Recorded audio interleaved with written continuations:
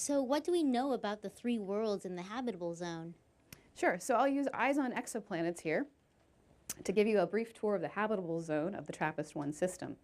So if we zoom out to the system away from the host star, you'll see all 7 planets, with the habitable zone indicated here in this blue region. The innermost planet in the habitable zone is TRAPPIST-1e. So in this illustration, you'll see an artist's rendition of TRAPPIST-1e, which is a really interesting planet for a number of reasons. It's very close in size to Earth, as you can see here. It also receives about the same amount of light as Earth does in our own solar system. This means that in TRAPPIST-1e, you could have temperatures that are very, very similar to the ones that we have here on Earth. The next planet out is TRAPPIST-1f. Now this is a potentially water-rich world that is, again, about the same size as Earth.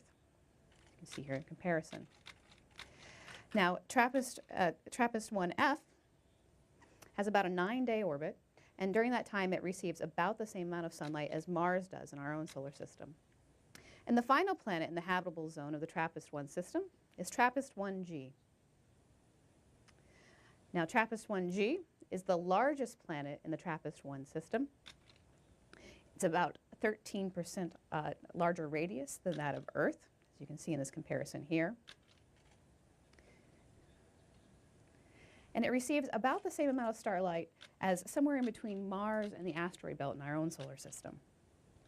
So while we don't have the technology yet to really travel to any of these planets, how long would it take to travel here?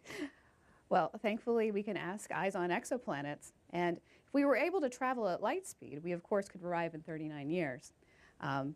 Something more like a jet plane would take far longer, of course, something more on the line of 44 million years. Wow.